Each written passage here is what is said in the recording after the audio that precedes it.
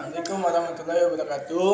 Kami dari kelompok 2 ingin mempresentasikan hasil diskusi kami yang berjudul Kewarganegaraan beserta hak dan kewajiban yang akan dijelaskan terlebih dahulu oleh Mbak Yeni. Dipersilakan. Oke, yang pertama itu ada warga negara. Menurut Undang-Undang 1945 Pasal 26, warga negara adalah bangsa Indonesia asli dan bangsa lain yang disahkan undang-undang sebagai warga negara. Selanjutnya ada kewarganegaraan. Kewarganegaraan merupakan keanggotaan seseorang dalam satuan politik tertentu atau secara khusus dalam suatu negara, yang dengannya membawa hak untuk berpartisipasi dalam kegiatan politik. Seseorang dengan keanggotaan yang demikian disebut warga negara. Seorang warga negara sendiri berhak memiliki paspor dan negara yang dianggotainya.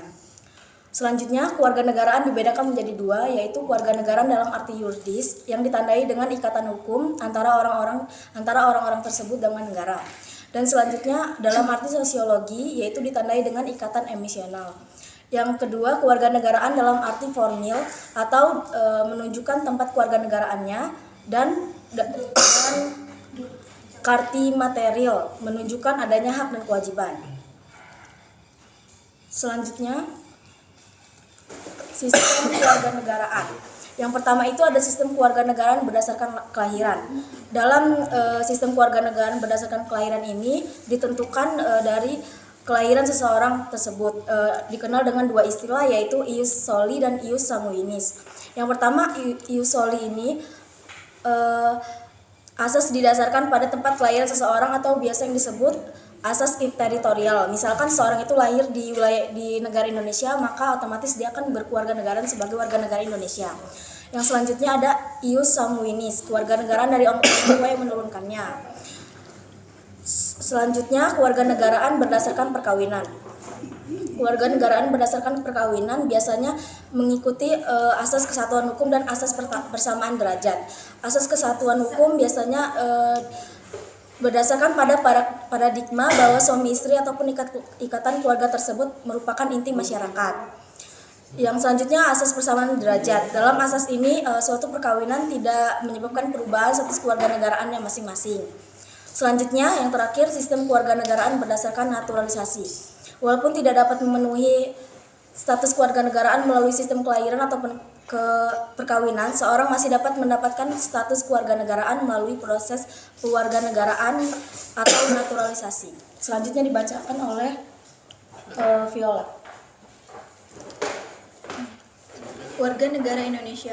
Negara Indonesia telah menentukan siapa yang menjadi warga negara menurut Undang-Undang 1945 Pasal 26. Yang pertama, orang-orang bangsa asli. Yang kedua adalah orang-orang bangsa lain yang disahkan undang-undang menjadi warga negara. Yang selanjutnya ada apa itu hak dan kewajiban. Profesor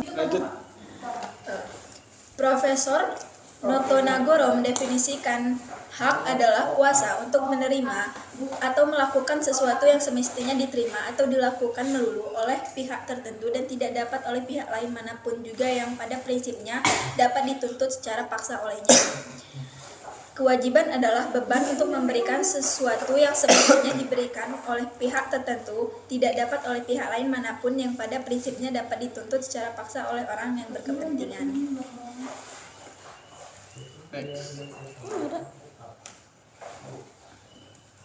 Selanjutnya itu ada hak dan kewajiban kita sebagai WNI ataupun warga negara Indonesia.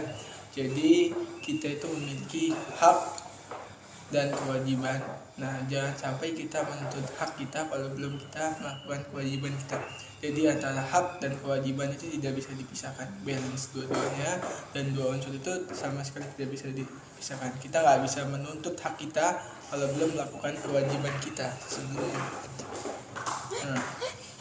Jadi ada yang pertama itu hak kita sebagai warga negara. Yang pertama itu ada hak pekerjaan dan penghidupan yang layak. Itu di pasal 27 ayat 2 Undang-Undang 1945. Nah, jadi dalam pasal 27 ini kita ini berhak untuk mendapatkan pekerjaan dan penghidupan yang layak. Nah, tapi pada kenyataannya kehidupan dan pekerjaan yang layak ini tidak terlalu rata dalam suatu masyarakat. Masih adanya kemiskinan yang memang itu belum mendapatkan haknya dari negara ataupun hak warga negara dia. Nah, yang kedua itu ada hak membela negara.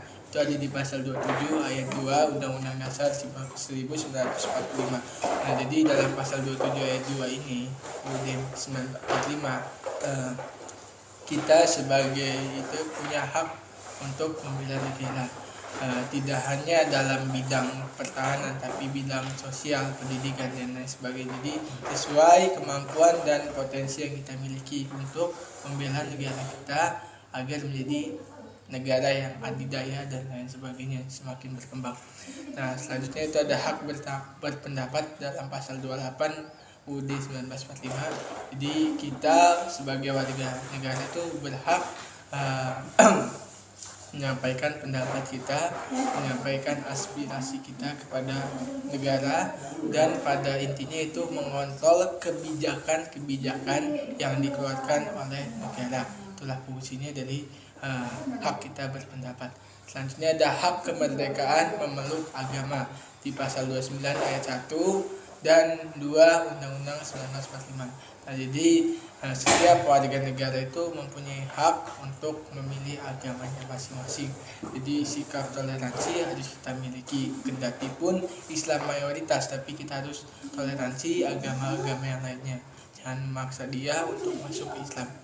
Jadi punya ketika kita dipaksa bahkan diancam, itu kita bisa laporkan karena ada hak itu.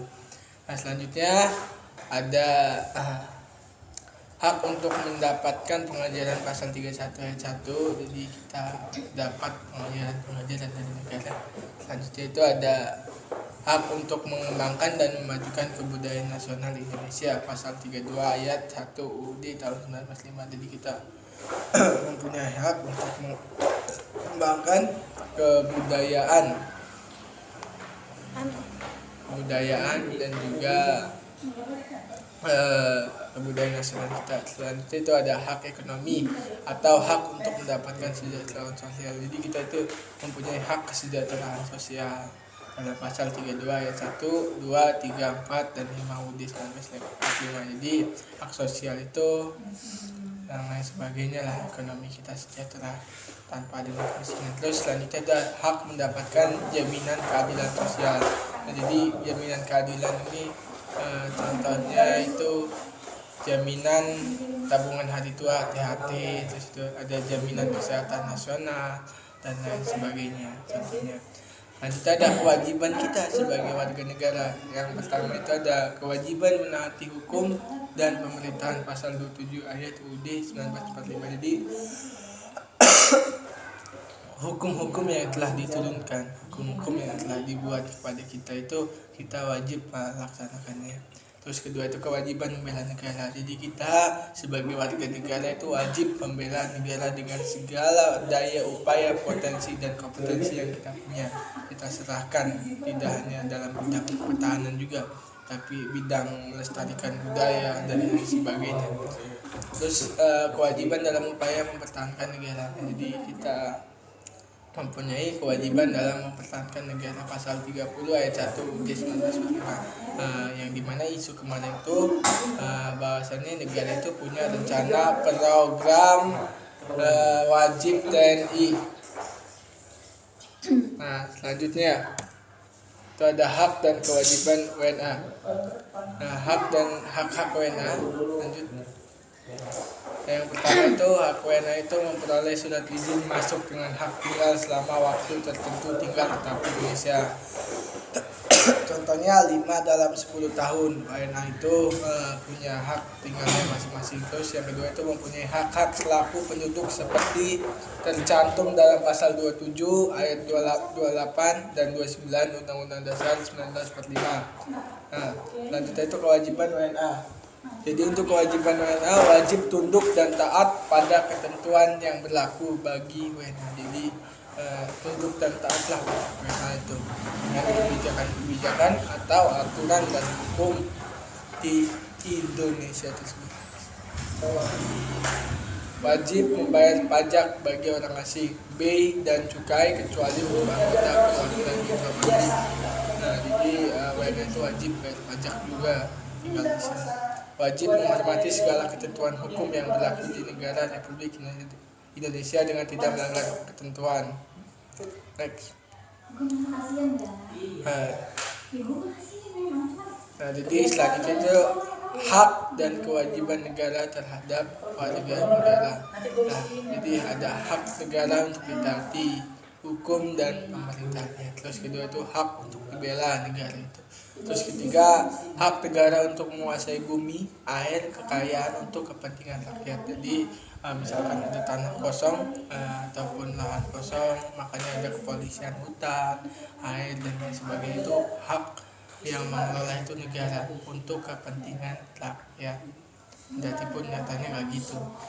Kewajibannya, terus kewajiban negara untuk menjamin sistem hukum yang adil. Nah, jadi kewajiban negara itu menjamin sistem hukum yang adil. Nah, adil itu bukan sama rata, tetapi sesuai porsinya. Jadi dengan seadil-adilnya sesuai ketentuan Pancasila. Pancasila yang kelima, keadilan sosial bagi seluruh rakyat Indonesia. Selanjutnya, kewajiban negara untuk menjamin hak asasi warga negara. Terus kewajiban negara mengembangkan sistem pendidikan nasional untuk rakyat. Terus kewajiban negara memberi jaminan sosial seperti yang tadi, THT, tabungan hari tua, JKN, jaminan kesehatan nasional, dan lain sebagainya. Next. Mungkin itu saja yang bisa kami presentasikan. Assalamualaikum warahmatullahi wabarakatuh.